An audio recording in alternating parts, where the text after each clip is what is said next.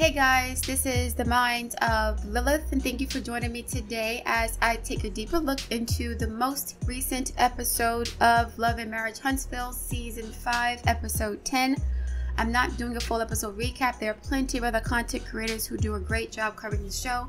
Instead, I'm going to focus on specific segments of the episode that I believe could be used as teachable moments for myself and the audience. So for this episode, we're going to focus on Kimmi and Destiny and Melody. So Destiny and Melody have a conversation. They meet up where Destiny's having some sort of photo shoot, I think for her album release or her song release, something like that. I wasn't paying much attention to that part, but they were having a conversation about their relationship or where things fell apart. And throughout the conversation, you know, I could see the happiness and the relief and the love that she had for Melody still. I think Destiny sees Melody as more than just a friend. I think she saw her as a sister and also a mother figure. Okay, I think Destiny said that she was not close to her mother, so it's hard for her to be vulnerable with women, and she's usually probably very defensive because of that, because she doesn't feel like she can trust people. So when Melody came along with her protective mama bear energy, like a fairy godmother, you know, she gave Destiny gifts and she was very supportive of her, and they became pretty close friends. I think that Destiny may be looking to Melody to be that type of maternal figure, similar to what Martell was looking for. And it's no coincidence to me that Martell and Destiny were friends first, and they both gravitated towards Melody, right? Martell said that he knew Destiny before Melody did, and then somehow Destiny became really good friends with Melody too, which is not a bad thing. I don't think they had a bad friendship. I think they had a misunderstanding, which was exacerbated by the stress that Melody was going through during the divorce. I will say this, if you are genuinely friends with somebody, time and distance will not make a difference. I've had friends that I haven't spoken to for months or sometimes even years, because life happens, work and children and marriage and things happen. And then the next time we talk to each other on the phone, it's as if nothing ever happened, nothing ever changed, right? I think that Melody and Destiny have changed individually because of the stress and the drama and the trauma that they've both endured. So the nature of their relationship has also changed. Melody and Destiny cannot get back to the way things were because they're not the same people they were when they first met. The same thing with Melody and Martell. Even if Melody and Martell wanted to reconcile, it would not be possible because they're different. They have changed drastically to the point where they don't even vibrate on the same frequency anymore. So now their frequencies are not in alignment. What I think can happen though is that as Melody and Destiny get acclimated into their new lives, right? Their new roles, their new identities. At some point, if they were genuinely friends, right? And they're still around the same circles, there's a possibility that they can become close friends again, but it won't be the same dynamic, right? Because again, they've changed, they've grown up, they've gone through a lot of trauma, both Melody and Destiny. And it's no coincidence that Melody's a Taurus, Melody's a Scorpio and Destiny is a Taurus. These are opposite signs. So they were going through significant changes in their life at the same time because of the transits of Uranus and Saturn. They both changed. They're not the same people. And so even if they wanted to be friends again, it would not be the same way. It wouldn't feel the same because they're not the same people and their frequency has changed. Their energy has changed, right? So the dynamic that they once had is also going to change. And I think that they're trying to figure it out. When you go through a traumatic situation, and something ends abruptly and you lose everything that you have and you're being abused and you're being mistreated and you feel isolated, you can't trust anybody, and you're like, you know, hyper vigilant and you have PTSD, right? It is difficult for you to connect with people the same way you used to. That's just what it is. Now, when it comes to Tisha and Melody, I don't think that they'll ever be friends again because they were never really friends in the first place. But you could tell that Destiny really loves Melody. She sees her as not just a friend, but a sister, I believe, and also a mommy figure. And until Destiny deals with that issue, she deals with the wound or the injury or the pain of not having her mother in her life the way that she needed her to be, she's going to long for Melody. She's going to look to other women for that type of emotional support that her mother's supposed to be giving her. And this is why I was kind of confused about why Destiny would allow Melody to treat her a certain way. I remember talking about this a few months ago, and I said that Melody was very harsh towards Destiny, the way she spoke to her, and Destiny would take it. Last year, people were complaining that Melody kept accusing Destiny of being, she said she was angry and aggressive, something like that, right? And a lot of people felt like Melody did not have Destiny's back when Tiffany basically put on her blast, you know, at her birthday lunch, right? So Tiffany talked about seeing the barrack with some other woman, and instead of running after Destiny, Melody just sat there and, you know, ate her food while her friend was in distress. People were talking about that. I didn't think that was that big of a deal, but then they kept getting into little petty arguments, and Melody kept calling Destiny angry and aggressive. I think she meant that Destiny holds on to things, and she has resentment towards people, and she holds grudges. So I always felt like Melody had sort of an authority or a paternal or maternal type influence over Destiny. So let me try to explain it this way. When Melody and Destiny and the ladies had the little powwow event with Iyama, I believe it was the end of season 2, when they were all trying to mend their relationships and figure out what went wrong. This has been happening for several years already. It's over. Like Tisha and Melody will never be friends. I just remembered that they've done this several times. The Galentine's event, Iyama and them had a little powwow, and then Stormy tried to get them together. It's over. Like it's over, please. So yeah, Melody has this. I could see that Destiny looked to Melody for not just financial support, but emotional support, like a mommy. Like a mommy. That's what it feels like to me. And I don't think it's anybody's fault. I don't think it's anybody's fault. Melody loves Destiny, and she wanted to take care of her, just like she wanted to take care of Martell. I'll take care of it. I'll make sure you don't have to suffer or ask for anything. I'll make sure I'm here for you, right? But Melody is a very independent person. I don't think she likes clingy people. I think she likes to be able to help her friends, but I don't think that she's comfortable with someone seeing her as a sole source of happiness and support. And that is kind of what Martell was doing too. There are some parallels with Destiny and Melody's relationship and Melody and Martell's relationship. I wouldn't be surprised if they were mirroring each other. And Melody splitting from Martell also is the reason why she had to split from Destiny too, because Melody is changing the way that she shows up in people's lives as well. She's changing how she relates to people. She's making herself less accessible to people, and she's not, I'm not gonna say not being as generous, but she's not being as generous, right, with her time and her energy and her resources. She's reserving that for herself and for people who she considers worthy of that type of investment, right, of her time and energy. And she's supposed to be doing that. We're all supposed to do that. We're all supposed to make sure that the people in our lives are not just taking from us, they're also giving to us. I think that subconsciously Melody started to feel used by the people in her life, and I don't think that Destiny was using Melody intentionally. Sometimes when people have emotional or psychological issues, they end up expecting other people to fill a void in them. And I think that over time that became burdensome for Melody, right? And she got a little frustrated because Destiny seemed to be not protective of Melody, but possessive of Melody. And I remember, I think in season 2, Melody commenting that, you know, Destiny seemed a little jealous of her relationships with other women, right? And Melody said something to the effect of like, I'm not going anywhere, something like that. She sensed that Destiny was threatened by other women who were in her life, okay? I'm not saying all women, but just other women in general. Like, for example, with Tiffany, Destiny was a little bit hurt that she would defend Tiffany as if she was betrayed by Melody. It was not that serious, right? She took it really hard when Melody stood up for Tiffany. She was like, Tiffany doesn't mean anything by what she's saying. She's not intentionally trying to hurt you. And Destiny felt like she was being invalidated, or her concerns or her feelings were being dismissed.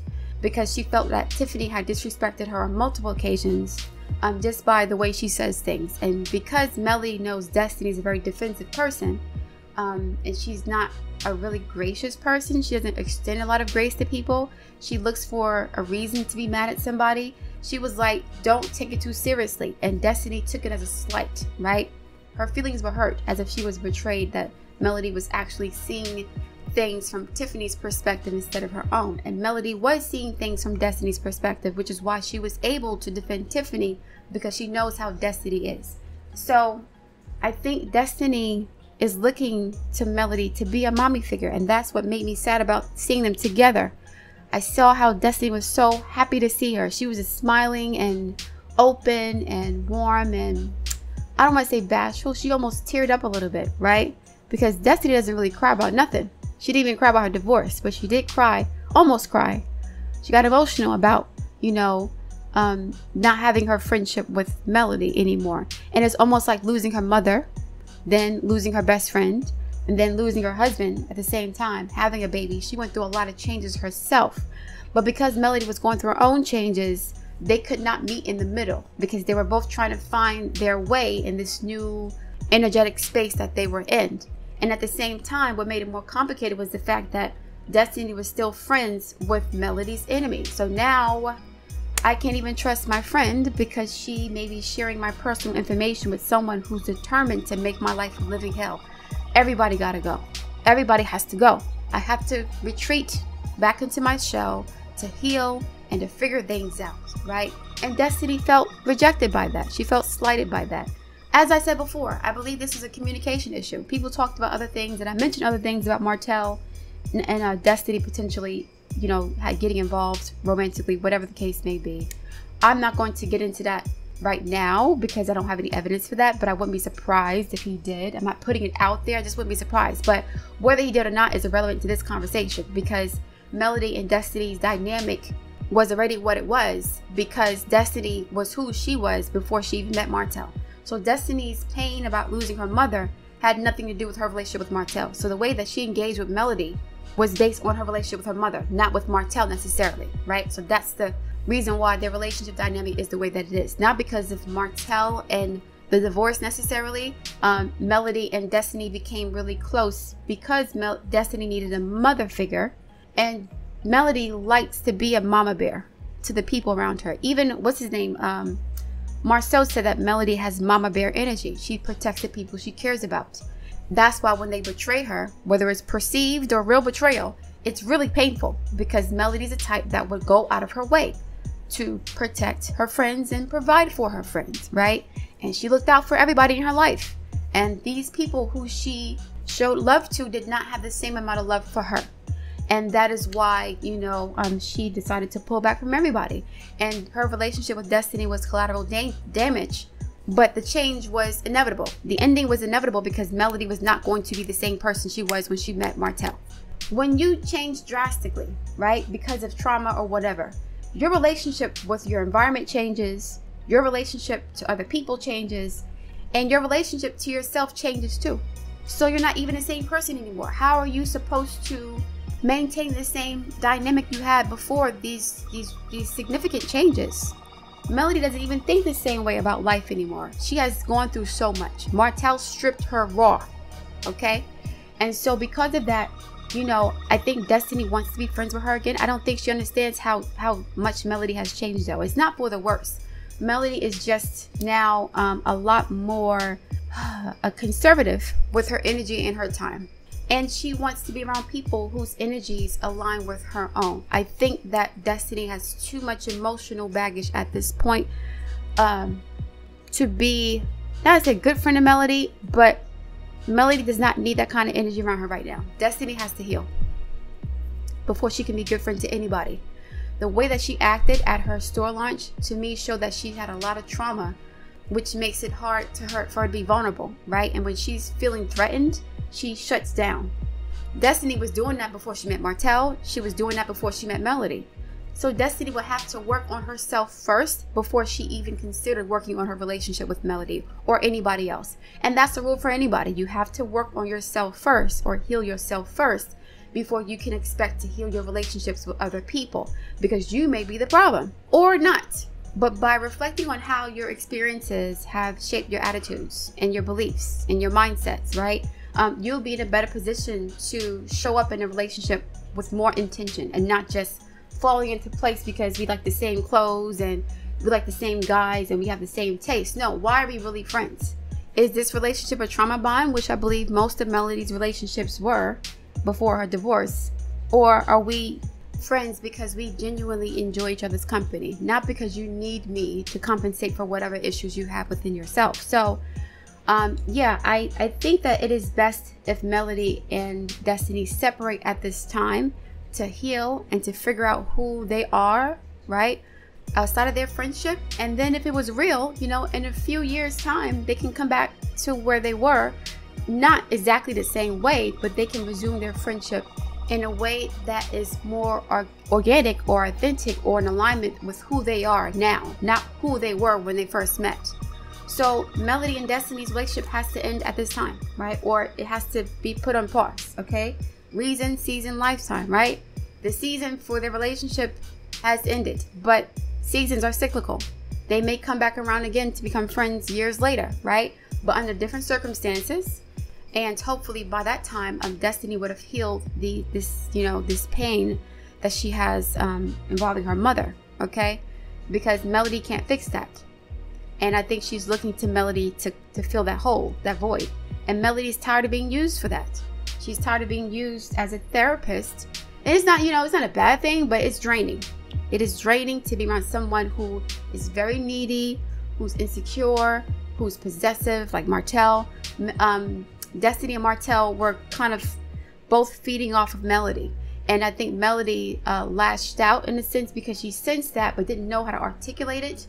And then she became even more frustrated when she realized that the people who were using her in a sense or who needed her, they were not as loyal to her as she would have liked. So yeah, it's a bit frustrating. It's complicated. But I'm glad that Melody, erected some boundaries, and she's like, we can be cool, but we can't be what we were. And Melody looked gorgeous in the scene. I love when she wears less makeup, okay? She looks gorgeous with less makeup. When she wears too much makeup, it hides her natural, beautiful features. A lot of makeup artists want to show off their skills, right? So they're heavy-handed in the application. See, I can contour this and I can do all that. And it looks good technically, but Melody is a gorgeous woman. She doesn't need all that stuff. Some women do, but she does not. And so when they cake on the makeup on her, they take away her beauty. They do too much, right? Melody is not a man. She does not need to chisel her side. She don't need all that. She's gorgeous, okay? Stop doing that, whoever her makeup artist is. But she looked really pretty in this scene, like light and airy and just gorgeous, just wonderful. And whoever did her makeup at that scene, they need to keep doing it because, anyway. So yeah, I'm happy that her and Destiny are now coming to terms with whatever it is in their relationship. And hopefully the people in the audience who have been attacking Destiny for the past several months will calm down. Okay, they'll stop attacking her because they think that's what Melody wants them to do. Okay, she does not need all that. All right, she's a grown woman. Anyway, now on to Kimmi and Tisha. I loved the period party that Tisha threw. I just wish it wasn't recorded, but I kind of like the fact that it was recorded so that other women can perhaps, have their own little period parties for their circle of friends or, their community and things like that. It was cute. I like the fact that it was all women. There were no men there. Having men there, I don't think it would have felt the same way.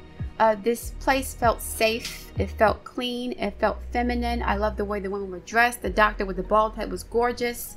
I like the fact that the dietitian told them to stay away from certain foods, sugars, processed foods. That does mess with your menstruation and your hormones. I was happy about that. It was a really cute event. So I appreciated Tisha for doing that.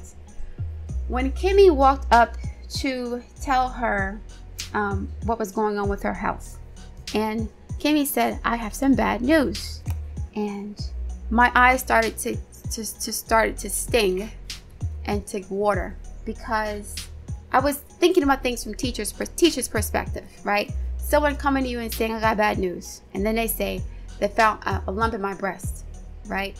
worst case scenario, like if anybody tells you like I've got bad news, they found a lump, you're automatically thinking about the worst case scenario, but in the back of your mind you're hoping for the best too at the same time. It's like, okay, I hope it's not this, but I hope it's that, right?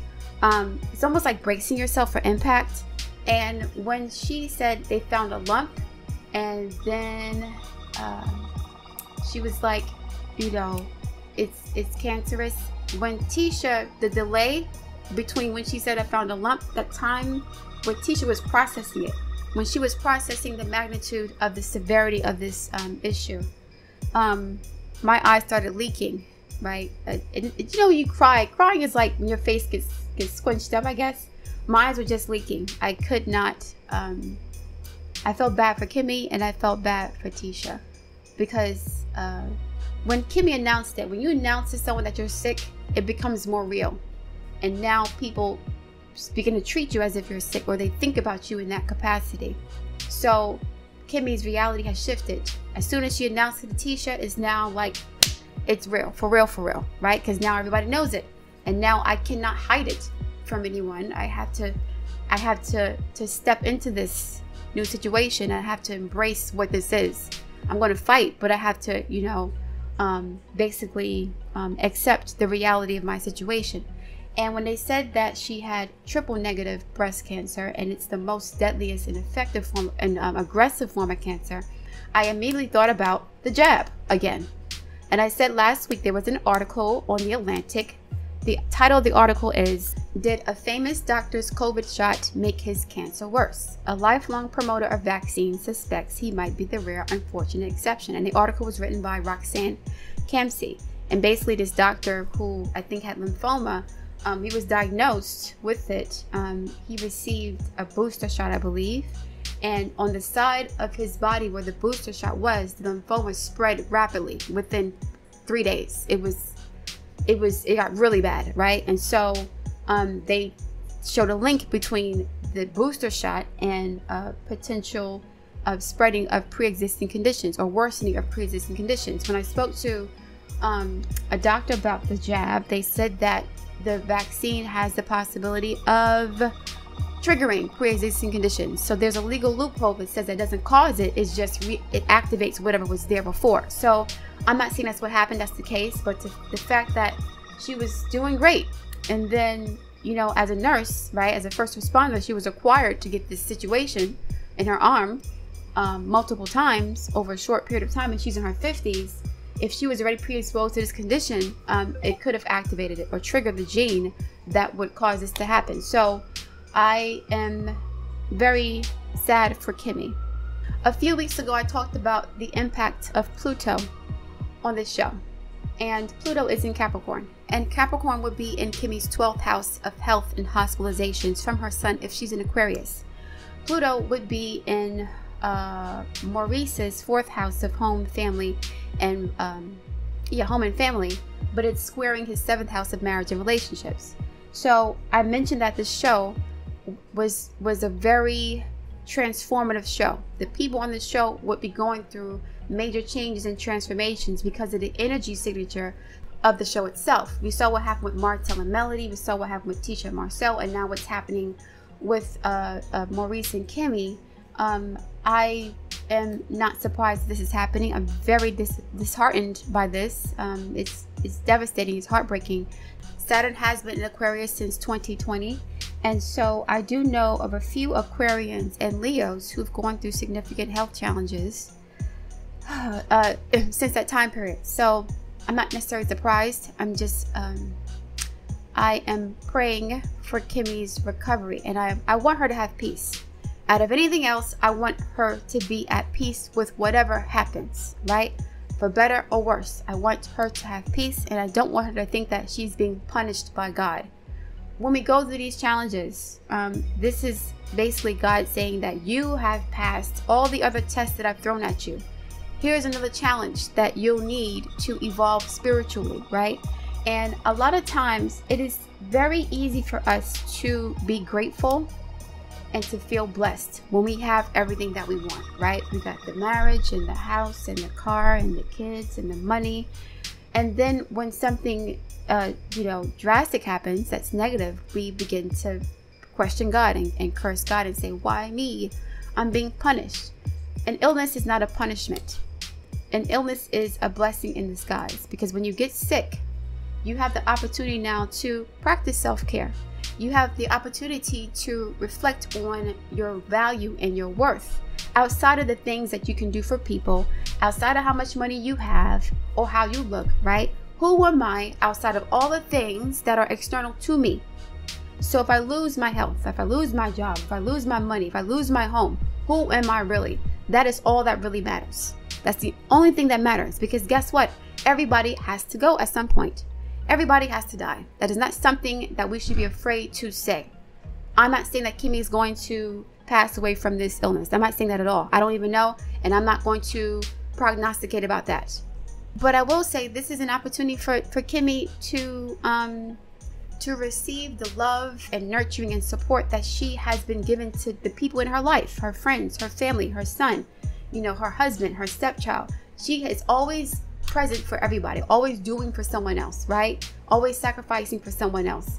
With this illness, now she can be waited on hand and foot, right? And it's not the best circumstance, but she can be doted on, okay? She can be pampered. Now she can take a break. She doesn't have to work as hard, or work, period. She should not be cooking at all. They have enough money to hire a maid, a male chef, right? A male chef, a male maid to clean the house, right? She shouldn't be doing anything. I'm not saying that she is, but she should not be doing that, and she should feel comfortable and okay with that. I don't have to be the perfect woman anymore. I don't have to be Superwoman. I don't have to work and cook and clean and take care of all this stuff. I can just be me, and it's okay to just be me. And sometimes it takes us falling ill for us to realize that it's okay sometimes to not have to be Superwoman for everybody. Sometimes it's okay to be taken care of. It's all right. You're not a burden if you need help. And that's something she mentioned last week when she said she didn't want to be a burden on anybody. And that's how most women feel, because women are socialized into taking care of everybody, especially a nurse. So for her to be in this position is a blessing for her. Maybe it heals some sort of wound that she had with not being able to be protected or provided for, right? She was the only one paying the bills and taking care of her son by herself. Nobody was doing anything for her. Maybe this is healing a wound that she has regarding self-care, right? Allowing people to pamper her, being able to receive love and not just give it to others. I'm not saying she doesn't have this now. She's not doing that now. But I'm saying that being ill is not always a curse or punishment.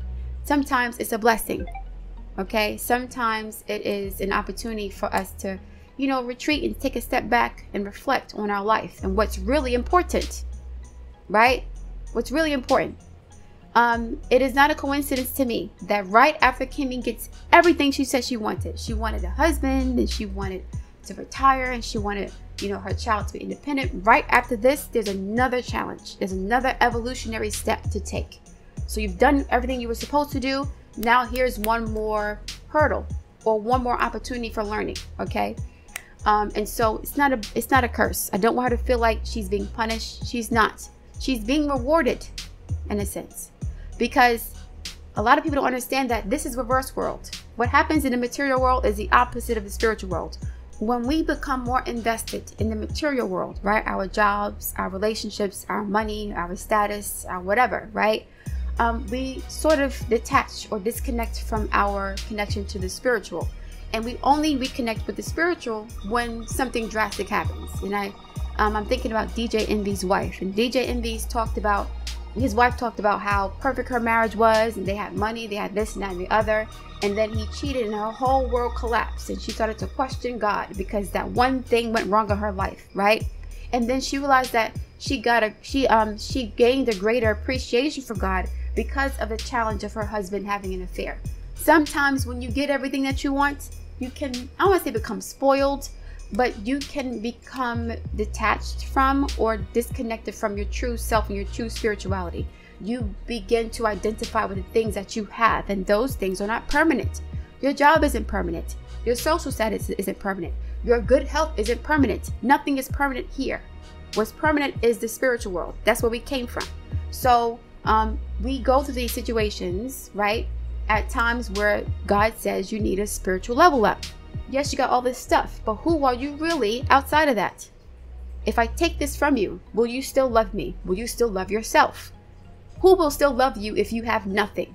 When you're sick or struggling, there's a chance for you to see who the snakes are. And this is what happened with Melody, right? When she was getting a divorce. Initially, she had a perfect life, quote unquote, perfect life. Career and husband and businesses and beauty and youth and children and all this stuff and money and status and prestige. If she had not gone through what she went through with Martell, she would still be friends with hidden enemies. Her husband and Tisha and the other people on the show. Some of the other people on the show, right? So sometimes these challenges are blessings in disguise. We get to see people for who they are, right? And also we get to find out who we truly are outside of the accomplishments that society says makes us more valuable. You got a job, you got a house, you got a car, you're married, now you're worth something. Okay, let me take that from you because it all has to go anyway. The earth is the ultimate recycler. You cannot take anything with you. Your body, your money, your memories, your status, nothing is taken with you into the next lifetime. So at some point, we all have to let that go, right? Whether by choice or by force. So Kimmi is given the choice now, right? Because she's sick and she's not, she didn't, get injured in an accident and she didn't die unexpectedly. She has time, right? She has time to reflect on her life, her life's purpose, okay? And so now she can choose what she wants to let go.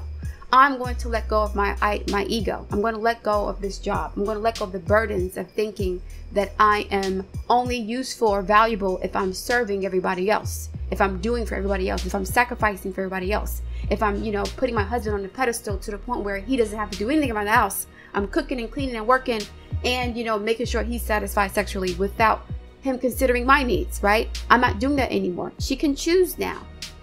She can choose now. When you get sick, and when you go through tragedy and trauma, you have the license, or you now have earned the right to choose the kind of life you want to live. I mean, you have it before. You have it before you get sick. But sometimes it takes these drastic situations to happen for people to feel like, wow, I do have control over my life. I'm not going to let things happen to me. I'm going to be an agent of change myself. I'm going to make sure that I'm living my best life and I'm not allowing my traumas to dictate the quality of my life. And some of you guys may say, well, it's easy for you to say because you are not in her situation. Well, I thought I was in her situation. And when I thought I was in her situation, this is exactly what I told myself. This is how I spoke to myself to make peace with whatever the outcome of my diagnostic test would be. I said, whatever happens, I'm going to make peace with this because this is the way that it's supposed to be. And I'm going to fight regardless, but I'm going to make peace with whatever the outcome is because with peace comes enlightenment and wisdom, okay? So I became more enlightened and wise when I believed that I was, really, really sick.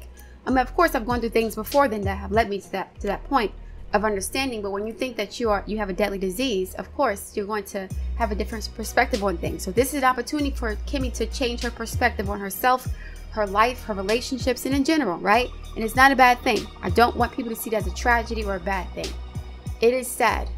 I was crying for her. I was crying for Tisha. I was crying for her family. It was a very emotional and painful scene. And it seems as if this show is jumping from one tragedy to the next, right? One trauma to the next. That is Pluto for you. I mentioned Pluto before, weeks ago, when I talked about the show and its influence on the cast members. They're playing out the astrological energies that represent the time and the date that the show first aired, okay? So yeah, I'm going to leave it there. I look forward to reading your comments. If you want to order an astrology reading from me, you can go to the website, fill out the order entry form, and submit payment via Cash App or Stripe. I look forward to reading your comments. Please like, share, and subscribe, and I will speak to you soon.